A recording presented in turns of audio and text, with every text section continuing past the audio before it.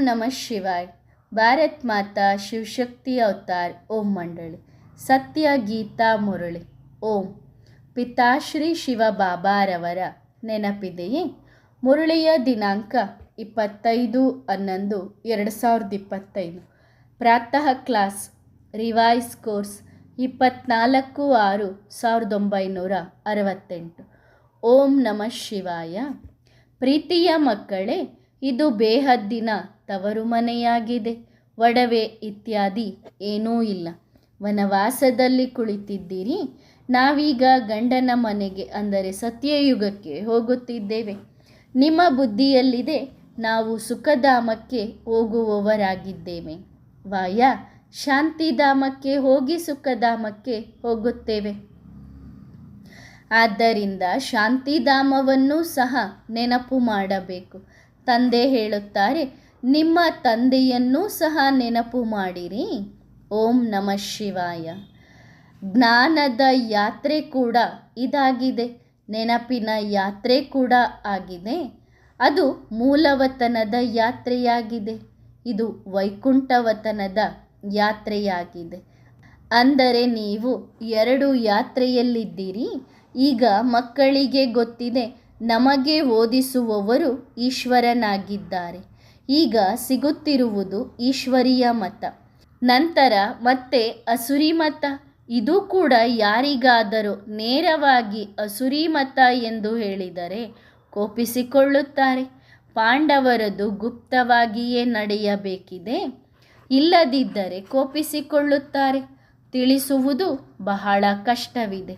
ಆದ ಕಾರಣ ಬಾಬಾ ಹೇಳುತ್ತಾರೆ, ಪ್ರಯತ್ನಪಟ್ಟು ಮೊಟ್ಟ ಮೊದಲು ತಂದೆಯ ತಿಳುವಳಿಕೆಯ ಮಾತನ್ನು ಹೇಳಬೇಕು. ಆಗ ಸರ್ವವ್ಯಾಪಿಯ ಮಾತೂ ಸಹ ಹೊರಟು ಹೋಗುವುದು. ತಂದೆಯ ತಿಳುವಳಿಕೆಯಿಂದ ಮನುಷ್ಯರ ಬುದ್ಧಿ ತೆರೆದುಕೊಳ್ಳಬೇಕು. ಯಾವಾಗ ನೀವು ಸಿದ್ಧ ಮಾಡಿ ಹೇಳುತ್ತೀರಿ ಕೃಷ್ಣನು ಭಗವಂತನಲ್ಲ ಎಂದು, ನೀವು ಮಾತ್ರ ಹೇಳುತ್ತೀರಿ ಶಿವ ಭಗವಾನುವಾಚ. ಆದರೆ ಮನುಷ್ಯರ ಬುದ್ಧಿ ಎಷ್ಟೊಂದು ಕಲ್ಲು ಮಣ್ಣಿನಂತಿದೆ ಎಂದರೆ ಇಂತಹ ಸಹಜ ಮಾತು ಕೂಡ ಯಾರ ಬುದ್ಧಿಯಲ್ಲಿಯೂ ಕೂರುವುದಿಲ್ಲ. ನಮ್ಮ ಪ್ರೀತಿ ಯಾರೊಂದಿಗಿದೆ? ಮಣ್ಣಿನೊಂದಿಗೆ ಅಂತೂ ಪ್ರೀತಿ ಇರುವುದಿಲ್ಲ. ಈಗ ಅವರಿಗೆ ಏನೂ ಹೇಳಲು ಆಗುವುದಿಲ್ಲ. ಹೇಗೆ ಮಣ್ಣು ಅಥವಾ ಕಲ್ಲಿದೆ, ಹಾಗೆಯೇ ಬ್ರಹ್ಮ ಮಹಾತತ್ವ ಕೂಡ ಏನಾಗಿದೆ? ಏನೂ ಇಲ್ಲ.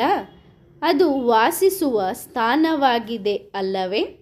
ಆಕಾಶಕ್ಕೆ ಏನೆಂದು ಕರೆಯುವರು? ಇದು ಕೂಡ ವಾಸಿಸುವ ಸ್ಥಾನವಾಗಿದೆ. ಅದಕ್ಕೆ ಮತ್ತೆ ಭಗವಂತನೆಂದು ಹೇಗೆ ಹೇಳಲು ಸಾಧ್ಯ? ಹೇಗೆ ಈ ಆಕಾಶವು ಇರುವಂತಹ ಸ್ಥಾನವಾಗಿದೆ, ಹಾಗೆಯೇ ಆ ಬ್ರಹ್ಮ ಮಹಾತತ್ವ ಕೂಡ ಇರುವಂತಹ ಜಾಗವಾಗಿದೆ. ಅಲ್ಲಿ ಆತ್ಮಗಳು ವಾಸಿಸುತ್ತವೆ. ಇದು ಜೀವಾತ್ಮಗಳು ವಾಸಿಸುವ ಸ್ಥಾನವಾಗಿದೆ. ಜಗತ್ತಿನವರು ಈ ಮಾತುಗಳನ್ನು ಸ್ವಲ್ಪವೂ ತಿಳಿದುಕೊಂಡಿಲ್ಲ.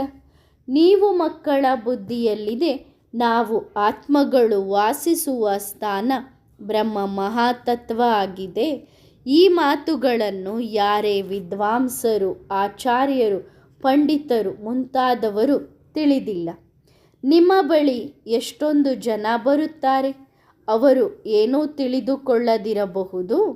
ಕೆಲವರಂತೂ ಸ್ವಲ್ಪವೇ ತಿಳಿದುಕೊಂಡು ಹೋಗಿಬಿಡುತ್ತಾರೆ. ನಿಮ್ಮ ಬಳಿ ಸೆಂಟರ್ನಲ್ಲಿ ಕೂಡ ಬಹಳಷ್ಟು ಜನ ಬರುತ್ತಾರೆ.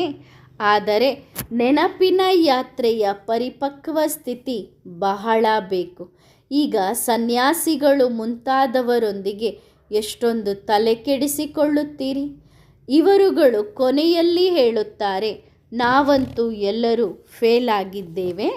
ಹೇಗೆ ಮಹರ್ಷಿ ಕೂಡ ಹೇಳಿದ್ದಾರೆ ಅಲ್ಲವೇ, ನಾವು ಫೇಲ್ ಆಗಿದ್ದೇವೆ ಎಂದು.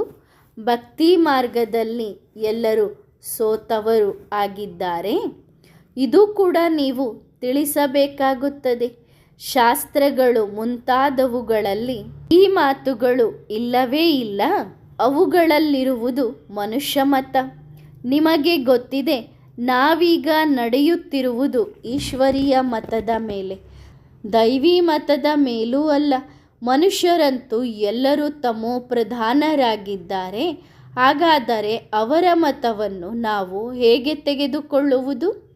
ಈ ಸಮಯದಲ್ಲಿ ನಾವು ಪುರುಷೋತ್ತಮ ಸಂಗಮ ಯುಗದಲ್ಲಿದ್ದೇವೆ. ಯಾವಾಗ ಬೇಹದ್ದಿನ ತಂದೆ ನಮಗೆ ಓದಿಸುತ್ತಿದ್ದಾರೆ, ಅವರೇ ನಮಗೆ ಶ್ರೀಮತವನ್ನು ನೀಡುತ್ತಿದ್ದಾರೆ. ಮನುಷ್ಯರ ಮತವಿರುವುದೇ ಭಕ್ತಿ ಮಾರ್ಗದ್ದು, ಜ್ಞಾನದ್ದು ಆಗಲು ಸಾಧ್ಯವಿಲ್ಲ. ಜ್ಞಾನವಂತೂ ಬ್ರಾಹ್ಮಣರನ್ನು ಹೊರತುಪಡಿಸಿ ಬೇರೆ ಯಾರಿಗೂ ಇರುವುದಿಲ್ಲ. ನಾವು ಯಾರ ಮತದ ಮೇಲೆ ನಡೆಯುತ್ತಿದ್ದೇವೆ? ನಮಗೆ ಯಾರ ಮತ ಸಿಗುತ್ತಿದೆ? ಖಂಡಿತ ಯಾರಾದರೂ ಇರಬೇಕಲ್ಲವೇ? ಇಂತಹ ಈಶ್ವರೀಯ ಮತವನ್ನು ಬಿಟ್ಟು ನಾವು ಮನುಷ್ಯ ಮತದ ಮೇಲೆ ಮತ್ತೆ ಹೇಗೆ ನಡೆಯುವುದು? ಎಷ್ಟೇ ದೊಡ್ಡ ದೊಡ್ಡ ಶಂಕರಾಚಾರ್ಯ ಮುಂತಾದವರಿದ್ದಾರೆ. ನಾವಂತೂ ಹೇಳುತ್ತೇವೆ, ಈ ಭಕ್ತಿಯು ದುರ್ಗತಿಯನ್ನು ಪಡೆದಿದೆ. ಅವರ ಬುದ್ಧಿಯೋಗವು ತಂದೆಯೊಂದಿಗೆ ಇಲ್ಲವೇ ಇಲ್ಲ. ತಂದೆ ಸ್ವತಃ ಹೇಳುತ್ತಾರೆ, ವಿನಾಶಕಾಲೇ ವಿಪರೀತ ಬುದ್ಧಿ. ನನ್ನನ್ನು ಸಂಪೂರ್ಣವಾಗಿ ತಿಳಿದೇ ಇಲ್ಲ, ನನಗೆ ನಿಂದನೆ ಮಾಡುತ್ತಾರೆ. ಅಂದಾಗ ಅಂತಹ ವಿಪರೀತ ಬುದ್ಧಿಯವರು ವಿನಾಶವಾಗುತ್ತಾರೆ. ಇಲ್ಲ, ಹಗಲು ರಾತ್ರಿಯ ವ್ಯತ್ಯಾಸವಾಗುತ್ತದೆ. ಈ ಸಮಯದಲ್ಲಿ ಒಂದೇ ಮಾತಿನಲ್ಲಿ ನಿಮ್ಮ ವಿಜಯವಾಗಬೇಕಿದೆ. ನಿಮಗೆ ಗೊತ್ತಿದೆ, ಈ ಸ್ಥಾಪನೆಯ ಕಾರ್ಯವು ಆಗಲೇಬೇಕಿದೆ. ಬ್ರಹ್ಮನ ಮೂಲಕ ಸ್ಥಾಪನೆ. ಅದು ಯಾವಾಗ ಮತ್ತು ಯಾರು? ಬ್ರಹ್ಮನ ಮೂಲಕ ಖಂಡಿತ ಬ್ರಾಹ್ಮಣರೇ ಆಗಿರುತ್ತಾರೆ. ಬ್ರಹ್ಮ ಅಂತೂ ರಚಯಿತ ಅಲ್ಲ. ರಚಯಿತ ಇರುವುದೇ ನಿರಾಕಾರ ಶಿವಬಾಬಾ. ಅವರಂತೂ ಒಬ್ಬರೇ ಆಗಿದ್ದಾರೆ. ಭಕ್ತಿ ಮಾರ್ಗದ ಅಪಾರವಾದ ಚಿತ್ರಗಳಿವೆ. ಮನುಷ್ಯರದ್ದೂ ಇದೆ ಮತ್ತು ದೇವತೆಗಳದ್ದೂ ಇದೆ. ಅವರಂತೂ ನಿರಾಕಾರ. ನಿರಾಕಾರನ ಅರ್ಥವನ್ನೂ ಸಹ ತಿಳಿದಿಲ್ಲ. ಅವರು ತಿಳಿದುಕೊಳ್ಳುತ್ತಾರೆ ನಿರಾಕಾರ ಎಂದರೆ ಏನೂ ಇಲ್ಲ ಎಂದು. ನೀವು ತಿಳಿಸುತ್ತೀರಿ ಅವರಿಗೆ ಆಕಾರ ಸಾಕಾರ ಏನೂ ಇಲ್ಲ ಎಂದು. ಆಕಾರ ಸೂಕ್ಷ್ಮವತನದವರಿಗೆ, ಸಾಕಾರ ಸ್ಥೂಲವತನದವರಿಗೆ ಹೇಳಲಾಗುತ್ತದೆ. ಅಂದಾಗ ಅವರು ತಿಳಿದುಕೊಳ್ಳುತ್ತಾರೆ ಆಕಾರ ಸಾಕಾರ ಇಲ್ಲದಿದ್ದರೆ ಏನೂ ಇಲ್ಲ ಎಂದು. ನಾಮ ರೂಪ ದೇಶ ಕಾಲ ಇಲ್ಲ ಎಂದು. ರಾವಣನು ಸಂಪೂರ್ಣವಾಗಿಯೇ ತಮೋಪ್ರಧಾನವನ್ನಾಗಿ ಮಾಡಿಬಿಟ್ಟಿದ್ದಾನೆ. ಎಲ್ಲರ ಕತ್ತು ಇಸುಕಿಬಿಡುತ್ತದೆ. ಈಗ ನಿಮ್ಮಲ್ಲಿಯೂ ಸಹ ನಂಬರ್ ವಾರ್ ಆಗಿದ್ದಾರೆ. ಯಾರು ಒಳ್ಳೆಯ ರೀತಿಯಲ್ಲಿ ತಿಳಿದುಕೊಳ್ಳಬಲ್ಲರು? ನೀವು ಮಕ್ಕಳಿಗೂ ಸಹ ಬಹಳ ಪರಿಶ್ರಮ ಪಡಬೇಕಾಗುತ್ತದೆ. ಯುದ್ಧ ಕೂಡ ಗಾಯನ ಮಾಡಲ್ಪಟ್ಟಿದೆ. ಹಂಸ ಮತ್ತು ಬಕಪಕ್ಷಿಗಳು ಎಷ್ಟೊಂದು ಯುದ್ಧ ಮಾಡುತ್ತವೆ. ಅವರು ಕೌರವರು ಮತ್ತು ಪಾಂಡವರ ಸ್ಥೂಲ ಯುದ್ಧವನ್ನು ತೋರಿಸಿದ್ದಾರೆ. ಗೀತೆಯಲ್ಲಿ ತಂದೆ ಏನು ತಿಳಿಸಿದ್ದಾರೆ ಎಂಬುದು ಈಗ ನಿಮಗೆ ಗೊತ್ತಿದೆ. ಯುದ್ಧದ ಹೆಸರು ಚಿಹ್ನೆಯೇ ಇಲ್ಲ. ತಂದೆಯಂತೂ ರಾಜಯೋಗ ಕಲಿಸುತ್ತಾರೆ. ಟೀಚರ್ ಓದಿಸುತ್ತಾರೆಯೋ ಅಥವಾ ಯುದ್ಧ ಕಲಿಸುತ್ತಾರೆಯೋ? ಈ ಪಾಂಡವ ಸರ್ಕಾರ ಬಹಳ ಜಬರ್ದಸ್ತ್ ಸರ್ಕಾರ ಆಗಿದೆ. ಪಾಂಡವ ಸರ್ಕಾರದ ವಿಜಯ ಕೌರವ ಸರ್ಕಾರದ ವಿನಾಶವಂತೂ ಆಗಲೇಬೇಕು. ಆದರೆ ರಾವಣನ ಸಂಪ್ರದಾಯದ ಸಂಘ ಕೂಡ ಬಹಳ ಕಠಿಣವಾಗಿದ್ದು ರಾಮ ಸಂಪ್ರದಾಯವಾಗಿದೆ. ಅವರು ಬಕಪಕ್ಷಿಗಳು, ನೀವು ಹಂಸಗಳು. ಮನೆಯಲ್ಲಿಯೂ ಸಹ ಮಿತ್ರ ಸಂಬಂಧಿಕರು ಮುಂತಾದವರು ಎಷ್ಟೊಂದು ಗಲಾಟೆ ಆಗುತ್ತದೆ. ಒಂದು ಕಡೆ ಅಸುರಿ ಸಂಪ್ರದಾಯದವರು ಬಹಳ ಜನರಿದ್ದಾರೆ. ಇನ್ನೊಂದು ಕಡೆ ನೀವು ಬ್ರಾಹ್ಮಣ ಸಂಪ್ರದಾಯದವರು ಎಷ್ಟು ಸ್ವಲ್ಪ ಜನ ಇದ್ದೀರಿ. ಗಾಯನ ಕೂಡ ಇದೆ. ರಾಮ ಹೋದನು, ರಾಮನ ಹಿಂದೆ ಅವನ ಪ್ರಜೆಗಳೂ ಹೋದರು. ಆತ್ಮಗಳು ಎಲ್ಲರೂ ಹೊರಟು ಹೋಗುವರು. ರಾವಣ ಸಂಪ್ರದಾಯದವರು ಬಹಳಷ್ಟು ಜನರಿದ್ದಾರೆ. ರಾಮ ಸಂಪ್ರದಾಯದವರು ಎಷ್ಟು ಕಡಿಮೆ ಇದ್ದಾರೆ. ಆದರೂ ಪ್ರಜೆಗಳು ತಯಾರಾಗುತ್ತಲೇ ಇರುತ್ತಾರೆ. ಸ್ವಲ್ಪ ಜ್ಞಾನ ಕೇಳಿದರೂ ಬೇಹದ್ದಿನ ತಂದೆಯಿಂದ ಆಸ್ತಿ ಸಿಗುತ್ತದೆ. ಇವರೂ ಕೂಡ ಪ್ರಜೆ ಆಗಿಬಿಟ್ಟರು.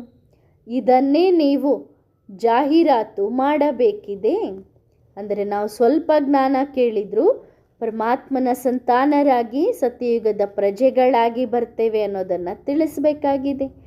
ಬಾಕಿ ಯುದ್ಧ ಮುಂತಾದವುಗಳ ಮಾತೇ ಇಲ್ಲ. ಶಾಸ್ತ್ರಗಳಲ್ಲಿ ಏನೇನೋ ಮಾತುಗಳನ್ನು ಬರೆದು ಬಿಟ್ಟಿದ್ದಾರೆ. ಹಾಗೆ ನಾವೆಲ್ಸ್ಗಳನ್ನು ಬರೆಯುತ್ತಾರಲ್ಲವೇ, ಕಾದಂಬರಿಗಳನ್ನು. ಅವುಗಳಲ್ಲಿ ಬಹಳ ಹೊಲಸು ಶಬ್ದಗಳು ಇರುತ್ತವೆ. ಶಾಸ್ತ್ರಗಳಲ್ಲಿ ಚೀಚಿ ಶಬ್ದಗಳು ಅಂದರೆ ಹೊಲಸು ಶಬ್ದಗಳು ಇರುವುದಿಲ್ಲ. ನಾವೆಲ್ಸ್ನಲ್ಲಿ ಪ್ರೀತಿಯ ಮಾತುಗಳು ಇರುತ್ತವೆ. ನಾವೆಲ್ಸ್ ಓದುವ ಅಭ್ಯಾಸ ಯಾರಿಗೆ ಬಿದ್ದು ಬಿಡುತ್ತದೆಯೋ ಅವರು ಓದುವುದನ್ನು ಬಿಡುವುದಿಲ್ಲ.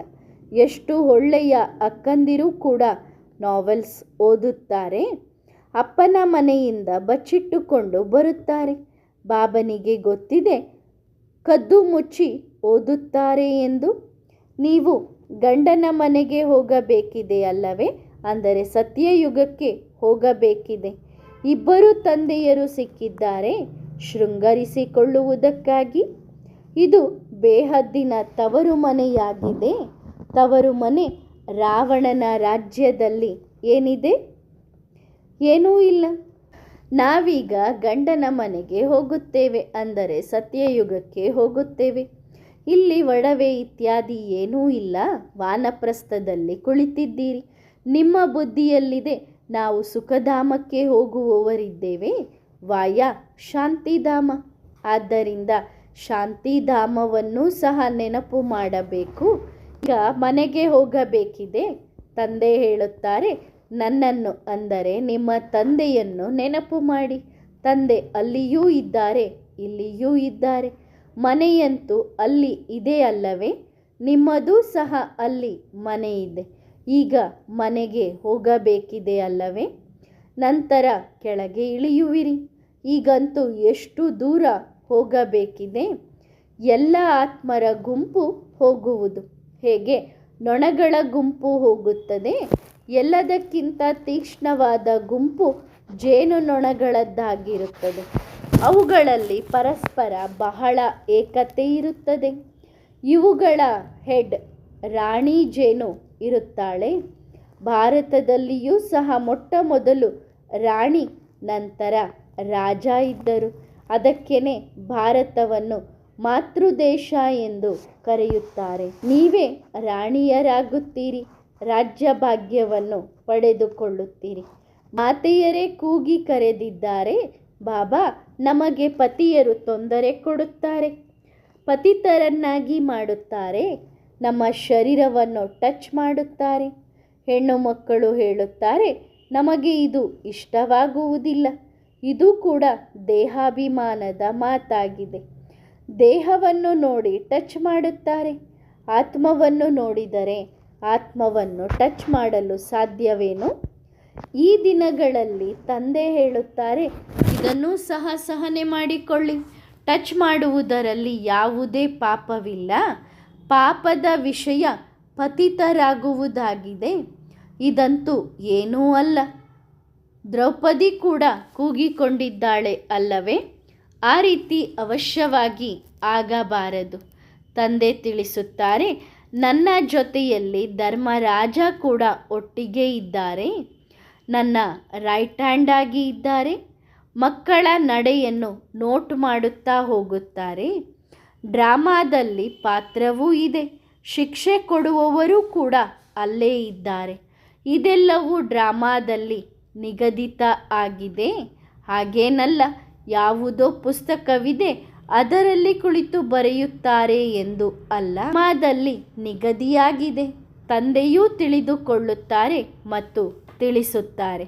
ಬ್ರಹ್ಮನ ಮೂಲಕ ತಂದೆ ಕುಳಿತು ತಿಳಿಸುತ್ತಾರೆ. ಅದು ಸಹ ಡ್ರಾಮಾ ಅನುಸಾರ. ಕೊನೆಯಲ್ಲಿ ಈ ಟಚಿಂಗ್ ಮುಂತಾದವು ಏನೂ ಇರುವುದಿಲ್ಲ, ಏನೂ ಕೂಡ ನೆನಪಿರುವುದಿಲ್ಲ. ಅಂತಹ ದೇಹಿ ಅಭಿಮಾನಿ ಸ್ಥಿತಿ ಆಗುವುದು ಹೇಗೆ ಸತ್ಯಯುಗದಲ್ಲಿ ಪವಿತ್ರ ಸಂಬಂಧದಲ್ಲಿ ಇರುತ್ತೀರೋ ಹಾಗೆಯೇ ಇಲ್ಲಿ ನೀವು ಪವಿತ್ರರಾಗುವಿರಿ. ಹೇಗೆ ಪವಿತ್ರ ಆತ್ಮ ಜಗತ್ತಿಗೆ ಬಂದಿತು ಹಾಗೆಯೇ ಪವಿತ್ರರಾಗಿ ವಾಪಸ್ ಹೋಗುವಿರಿ. ಈಗ ಪವಿತ್ರರಾಗುತ್ತೀರಿ. ಯಾರು ಮತ್ತೆ ಪವಿತ್ರತೆಯಲ್ಲಿ ಸತ್ಯಯುಗದಲ್ಲಿ ಬರುತ್ತಾರೆ, ನಂತರ ಎಂತೆಂತಹ ಸ್ಥಿತಿಯಲ್ಲಿ ಇದ್ದಾರೆಯೋ ಸ್ಥಿತಿಯ ಆಧಾರದ ಮೇಲೆಯೇ ಪದವಿ ಸಿಗುತ್ತದೆ. ಇದು ಕೂಡ ನಿಮಗೆ ಗೊತ್ತಿದೆ. ಪ್ರತಿಯೊಬ್ಬ ಪಾತ್ರಧಾರಿಗಳ ಚಲನೆ ತಮ್ಮ ತಮ್ಮದೇ ಆಗಿದೆ. ಒಬ್ಬರದು ಇನ್ನೊಬ್ಬರಿಗೆ ಹೋಲಿಕೆಯಾಗುವುದಿಲ್ಲ. ಇದೊಂದು ಬೇಹದ್ದಿನ ನಾಟಕವಾಗಿದೆ. ಆ ಡ್ರಾಮಾವನ್ನು ತಿಳಿದುಕೊಳ್ಳಲು ವಿಶಾಲ ಬುದ್ಧಿ ಬೇಕು. ಎಷ್ಟೊಂದು ಚಿಕ್ಕದಾದ ಆತ್ಮ, ಆ ಆತ್ಮನಿಗೆ ಶರೀರ ಎಷ್ಟು ದೊಡ್ಡದು ಸಿಗುತ್ತದೆ ಪಾತ್ರ ಅಭಿನಯಿಸಲು. ಅವರ ಪಾತ್ರ ಕೂಡ ಅವಿನಾಶಿಯಾಗಿದೆ. ತಮ್ಮ ತಮ್ಮ ಶರೀರದ ಲಕ್ಷಣಗಳು ಪ್ರತಿಯೊಂದು ಆತ್ಮಕ್ಕೂ ಇದೆ. ನಂತರ ಬೇರೆ ಜನ್ಮ ತೆಗೆದುಕೊಳ್ಳುವರು. ಅದರಲ್ಲಿಯೂ ಪ್ರತಿಯೊಂದು ಆತ್ಮದ ಲಕ್ಷಣಗಳು ಬೇರೆ ಇದೆ. ಇದು ಮಾಡಲ್ಪಟ್ಟ ಬೇಹದ್ದಿನ ಡ್ರಾಮಾವಾಗಿದೆ. ಇವು ಬಹಳ ಸೂಕ್ಷ್ಮ ಮಾತುಗಳಾಗಿವೆ. ಯಾರಾದರೂ ಸರಿಯಾದ ರೀತಿಯಲ್ಲಿ ವಿಚಾರ ಮಾಡಿದರೆ ಮಜಾ ಬರುವುದು. ಇದು ಕಡಿಮೆ ಶಿಕ್ಷಣ ಏನೂ ಅಲ್ಲ, ಬಹಳ ದೊಡ್ಡ ಶಿಕ್ಷಣವಾಗಿದೆ. ಸೆಕೆಂಡ್ನಲ್ಲಿ ಜೀವನ್ಮುಕ್ತಿ. ಮಗು ಹುಟ್ಟಿತು ಅಂದರೆ ಮಾಲೀಕನಾದ.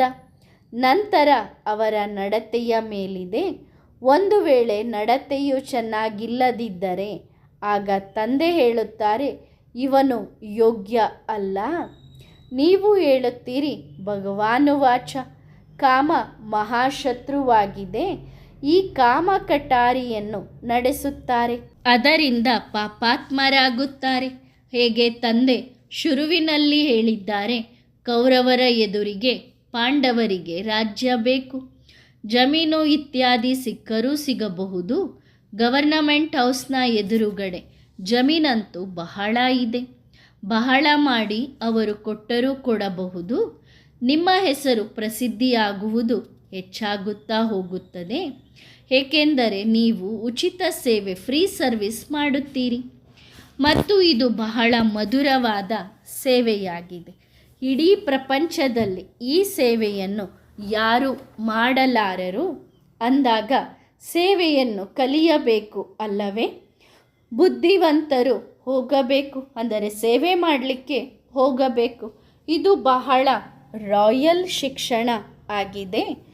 ಒಂದು ದಿನವೂ ಮಿಸ್ ಮಾಡಬಾರದು.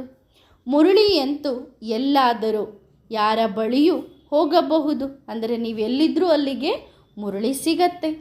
ನಿಮ್ಮಂತಹ ವಿಶಾಲ ಹೃದಯದವರು ಯಾರೂ ಇಲ್ಲ.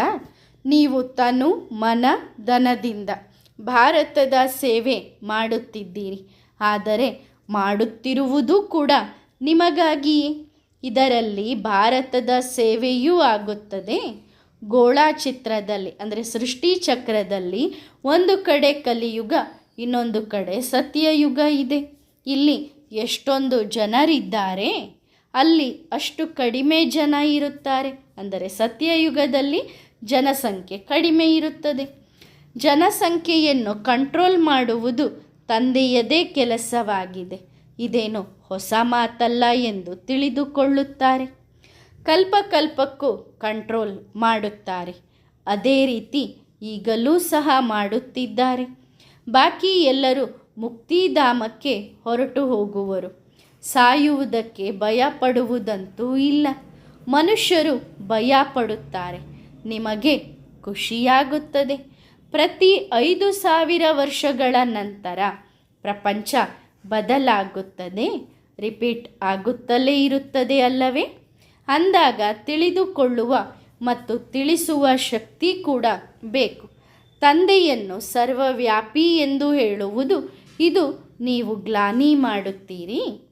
ಭಗವಾನುವಾಚ, ಭಾರತವಾಸಿಗಳು ಯಾವಾಗ ಇಂತಹ ಗ್ಲಾನಿ ಮಾಡುತ್ತಾರೆಯೋ ಆಗ ಈ ಅಧರ್ಮಿಗಳ ವಿನಾಶ ಮಾಡುತ್ತೇನೆ. ಇವರು ನೆನಪು ಮಾಡುತ್ತಾರೆ ಅಲ್ಲವೇ? ಯಾರು ಬೇಸರ ಆಗುವುದಿಲ್ಲ. ಜ್ಞಾನದ ಬಾಣ ಖಂಡಿತ ತಗಲುತ್ತದೆ. ಇಂತಹ ಯುಕ್ತಿಯಿಂದ ಕಲ್ಪದ ಮೊದಲು ಕೂಡ ನೀವು ರಾಜ್ಯಭಾಗ್ಯವನ್ನು ಪಡೆದುಕೊಂಡಿದ್ದೀರಿ. ತಂದೆಗೆ ಇಂತಹ ಸಮಯದಲ್ಲಿಯೇ ಬರಬೇಕಾಗಿದೆ. ಈ ಸೃಷ್ಟಿಯ ಮೇಲೆ ಮೊಟ್ಟ ಮೊದಲು ಒಂದೇ ಧರ್ಮವಿತ್ತು. ಸರ್ವವ್ಯಾಪಿಯ ಜ್ಞಾನವನ್ನು ಕೂಡಲೇ ಬುದ್ಧಿಯಿಂದ ತೆಗೆದುಹಾಕಬಹುದು. ತಂದೆ ಸಲಹೆ ನೀಡುತ್ತಾರೆ. ಕಲ್ಪದ ಮೊದಲು ಕೂಡ ನೀಡಿದ್ದರು. ತಿಳಿಸುವುದಕ್ಕೆ ನಮ್ಮ ಮಾತು ಸಂಪೂರ್ಣ ಪಕ್ಕಾ ಇದೆ. ಅಂದರೆ ತಂದೆಯ ಮಾತನ್ನು ಅನ್ಯರಿಗೆ ತಿಳಿಸ್ಲಿಕ್ಕೆ ನಮ್ಮ ಮಾತು ಸಂಪೂರ್ಣ ಪಕ್ಕಾ ಇದೆ. ಮಧುರಾತಿ ಮಧುರ ಮಕ್ಕಳಿಗೆ ಅಪಾರ ಖುಷಿ ಇರಬೇಕು. ಗಾಯನ ಮಾಡಲಾಗುತ್ತದೆ ಅಲ್ಲವೇ? ಖುಷಿಯಂತಹ ಪೌಷ್ಟಿಕ ಆಹಾರ ಇಲ್ಲ ಎಂದು. ಇದು ರಿಯಲ್ ಖುಷಿ ಆಗಿದೆ. ಒಳ್ಳೆಯದು. ಆತ್ಮಿಕ ಮಾತ್ಪಿತಾ ಬಾಪ್ ದಾದಾರವರ ನೆನಪು, ಪ್ರೀತಿ ಮತ್ತು ನಮಸ್ತೆ. ವರದಾನ: ಜ್ಞಾನ ಸ್ವರೂಪ ಭವ. ಮಾಯೆ ಏಕೆ ಬರುತ್ತದೆ? ವ್ಯರ್ಥ ಸಂಕಲ್ಪಗಳು ಏಕೆ ಬರುತ್ತವೆ? ಬುದ್ಧಿ ಏಕೆ ಅಲೆದಾಡುತ್ತದೆ? ವಾತಾವರಣದ ಪ್ರಭಾವ ಏಕೆ ಬೀರುತ್ತದೆ? ಸಂಬಂಧಿಕರು ಜೊತೆ ಏಕೆ ನೀಡುವುದಿಲ್ಲ? ಹಳೆಯ ಸಂಸ್ಕಾರಗಳು ಇಲ್ಲಿಯವರೆಗೂ ಏಕೆ ಇಮರ್ಜ್ ಆಗುತ್ತವೆ? ಈ ಎಲ್ಲ ವಿಘ್ನಗಳ ಕಾರಣವನ್ನು ಯೋಚಿಸುವ ಬದಲು ನಿವಾರಣೆಯನ್ನು ಯೋಚಿಸಿ ಮತ್ತು ನಿರ್ವಿಘ್ನರಾಗಿ ಬಿಡಿ. ವಿಘ್ನ ಏಕೆ ಬಂತು ಅಲ್ಲ, ಇವಂತೂ ಬರಲೇಬೇಕಿದೆ ಮತ್ತು ಇದೇ ಪೇಪರ್ ಆಗಿದೆ. ಪಾಸ್ ಮಾಡಿದರೆ ಮುಂದೆ ಹೋಗುವಿರಿ. ಯಾರು ಜ್ಞಾನ ಸ್ವರೂಪ ಅರ್ಥಾತ್ ನಾಲೆಡ್ಜ್ಫುಲ್ ಸ್ಥಿತಿಯಲ್ಲಿ ಸ್ಥಿತರಾಗಿರುತ್ತಾರೆಯೋ ಅವರು ಸಹಜವಾಗಿಯೇ ವಿಘ್ನಗಳನ್ನು ದಾಟಿ ಬಿಡುತ್ತಾರೆ. ಒಳ್ಳೆಯದು. ಓಂ ನಮಃ ಶಿವಾಯ.